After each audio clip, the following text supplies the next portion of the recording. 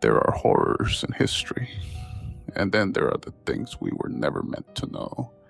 In the shadow of the Iron Curtain, deep within the darkest corners of Soviet ambition, the world saw more than just political oppression. The Soviet Union, desperate to outpace the West, not only stockpiled nuclear weapons and manipulated borders, they also experimented on the human mind, the human body, and the human soul.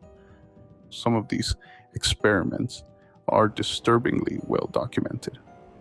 In the 1950s, Soviet researchers at the infamous Institute of Brain Research in Leningrad conducted surgical lobotomies and electrode implantation on political prisoners in an effort to control human behavior. Many never left the facility.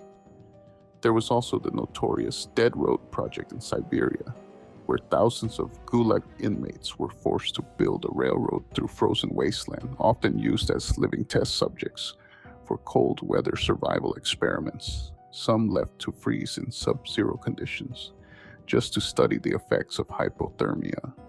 And in the secretive Taman division, radiation exposure was quietly tested on soldiers during the nuclear weapons trials, with no warning, no protective gear, just orders to march toward ground zero. And let's not forget the horrifying doghead transplant trials led by Vladimir Demikov in the 1950s, where a second head was sewn onto a dog's neck, twitching and blinking, trying to drink milk with a tongue that no longer understood life. These were real, they are in the books. But there are other experiments, once whispered about by defectors, scribbled in the margins of declassified reports, or passed from one Soviet survivor to the next like a dark lullaby. One such story is the Russian sleep experiment. It begins, as all Soviet horrors do, with secrecy. They say it took place in the late 1940s at the height of Cold War paranoia, deep in a military research facility hidden within the Ural Mountains. A team of scientists received a blank check from the government.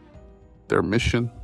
To crack the limits of human endurance, to weaponize wakefulness. If soldiers could be kept awake indefinitely, their efficiency in warfare would multiply. They would not need sleep. They would not need rest. They would become tireless war machines. And so, the experiment began. 5 political prisoners, all deemed enemies of the state, were told they could earn their freedom if they participated in a 30-day sleep deprivation trial. The catch?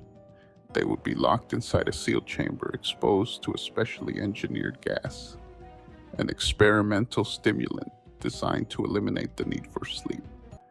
The subjects agreed. The chamber was stark, sterile. It had books, cots with no bedding, running water, a toilet, dried food for a month, and microphones in every corner.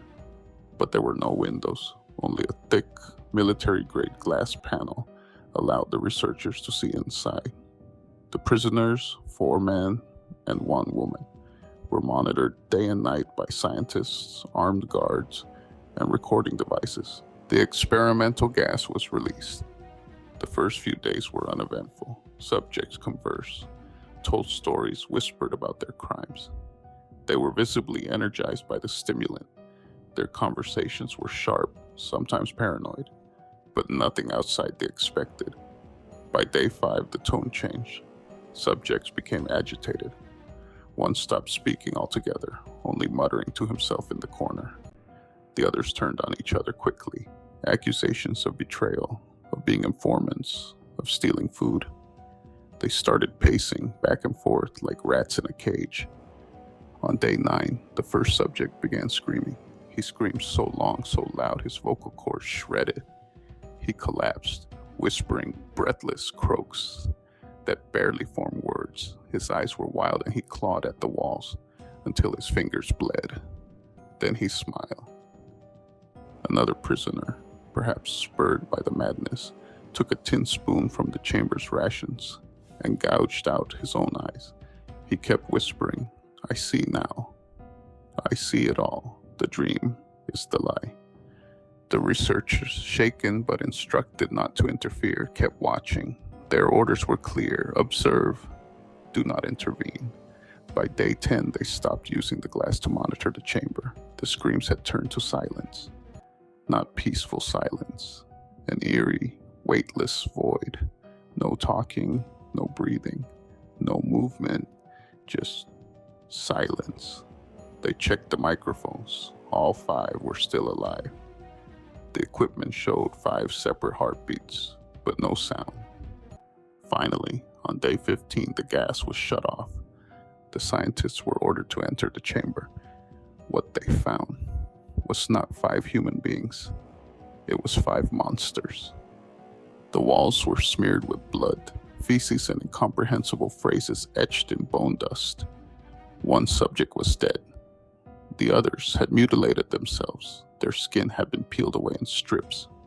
Their muscle tissue was torn from their bones by their own hands. Organs were hanging out, yet somehow still functioning. One man had ripped out his own intestines and twisted them like rope, looping them around the light fixtures as if trying to escape gravity itself.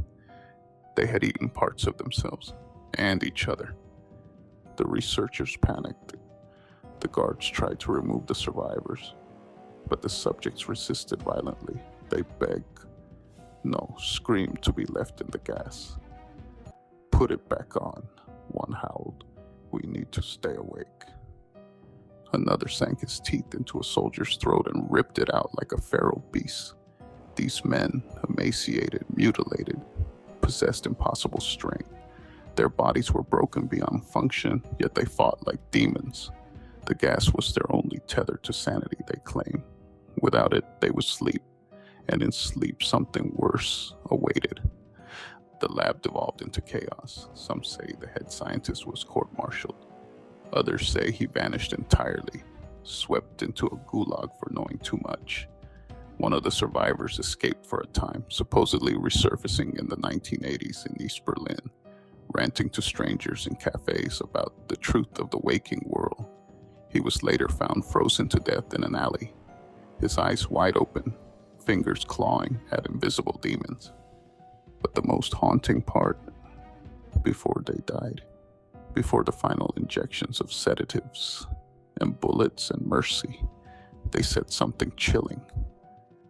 When asked why they had mutilated themselves, why they had begged for the gas, why they had torn open their own bodies, they answered in unison, "We were trying to stay awake. We didn't want to sleep, because in sleep, we remembered what we are." The lead scientist asked them what they meant. The prisoner smiled, his face a mask of blood and madness. "Have you forgotten?" he said. "We are the thing that hides behind your eyelids. We are the voice that calls your name when no one's home. We are the shadow that watches you sleep." Then he leaned forward. "We are what you silence every night. But if you stayed awake long enough, you'd remember. You'd remember that we are always there, waiting, hungry." That was the last coherent thing he said before biting off his own tongue. To this day, no official Soviet record confirms the experiment. No name, no facility, no photos, at least none that survive. But the whispers persist. Former KGB archivists talk of missing files. Defectors describe a sealed basement in a military hospital where nobody was allowed to enter for years. And a grainy photograph, allegedly smuggled out by a dying nurse, shows a man, thin as a skeleton, staring into the lens with wide, lidless eyes. His mouth is curled into a grin too wide for a human face. But the most disturbing thing of all, there are those who claim the experiment didn't fail. They say it was replicated, perfected, and used in black sites across the world. That modern torture programs adopted its core principles. That there are sleeper agents, not sleeping, but never sleeping, trained to operate in a state of endless wakefulness, where pain and fear sharpen the mind into something monstrous. And some say, the gas never stopped being manufactured, it just changed names. It didn't disappear, it just changed shape. Maybe it's no longer pumped into sealed chambers. Maybe it's in our screens, those glowing rectangles we cling to at 3 a.m. Maybe it's in the endless scroll, the artificial light, the constant notifications that never let the mind rest. Maybe the experiment never ended. It simply went global. You don't need to be in a bunker to be a test subject anymore. Look at yourself. When was the last time you really slept? Not passed out, not drifted off to the noise of a TV, but truly slept. Deep, dreamless, untouched by the static. Because sleep isn't just rest, it's protection. And without it, something begins to slip through. The longer you stay awake, the thinner the walls become. You start to notice the way your reflection lingers a little too long, how your thoughts aren't always your own, how something waits just behind the veil of your consciousness. It watches, it learns. And the truth, the gas didn't make them monsters. It peeled back what was already there, like what's inside all of us. So go ahead, stare at the screen a little longer, chase one more dopamine hit, delay sleep one more night. But remember this, there's a reason your body begs for sleep. Because if you stay awake too long, you stop being you, and something else starts waking up.